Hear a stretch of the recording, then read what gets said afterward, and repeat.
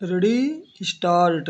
महोदय, राष्ट्रपति ने अपने भाषण में राजभाषा आयोग की रिपोर्ट के संबंध में कहा है कि हम सदस्यों की राय लेकर भाषा संबंधी कोई नीति घोषित करेंगे। मैं समझता हूँ कि भाषा का प्रश्न इतना जटिल नहीं था जितना कि उसको बना दिया गया है। इस जटिलता को लाने में जहां उन लोगों का हाथ है जो सरकार में नहीं हैं, वहां इसमें भारत सरकार की भी बड़ी जिम्मेदारी है। मुझे वह दिन याद है जब मैं छोटा था और देश गुलाम था। उस वक्त महात्मा गांधी हिंदी के संबंध में चर्चा करते थे और उनकी कृपा के फलस्वरूप और उनके प्रयास के फलस्वरूप सभी प्रांतों में हिंदी की सभाएं खोली गईं और वहाँ हिंदी का प्रचार किया गया। उस समय हम अंग्रेजों के गुलाम थे और अंग्रेजों ने ही हमारी राजभाषा अंग्रेजी घोषित कर रखी थी।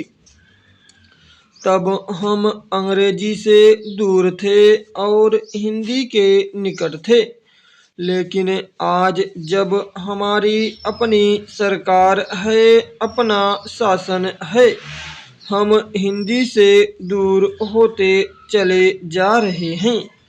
एक समय था जब देश में हिंदी के संबंध में एक मत था। जब देश स्वतंत्र हुआ उस समय हिंदी के संबंध में घोषणा हो जानी चाहिए थी, लेकिन उस समय सरकार चुप हो गई। अब जो देर हो रही है, इससे भाषा संबंधी सभाएं बढ़ती जा रही हैं। मैं नम्रता के साथ सदन के सदस्यों के सम्मुख यह निवेदन करना चाहूँगा कि कितनी विचित्र स्थिति है कि आज हमको अंग्रेजी भाषा का मोह पैदा हो रहा है। आज हिंदी देश की मुख्य भाषा है, इसमें कोई दो मत नहीं हो सकते। यह सबसे अधिक बोली जाने वाली भाषा है। आज इसका विरोध बढ़ता जा रहा है। कुछ ऐसी बातें हो रही हैं जिससे मालूम होता है कि हिंदी का विरोध प्रादेशिक भाषाओं से है, लेकिन ऐसा नहीं है।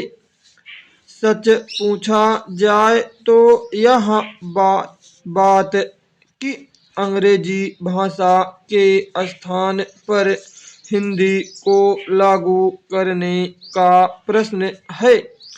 प्रांतों में काम प्रादेशिक भाषाओं में हो, किंतु केंद्र में तो हिंदी भाषा भाषियों को और कुछ जो अहिंदी भाषा भाषी लोग हैं, उनको यह गलतफहमी हो रही है कि हिंदी वाले बलपूर्वक हिंदी को राजभाषा बनाना चाहते हैं, लेकिन इसमें कोई इस प्रकार का प्रश्न नहीं है।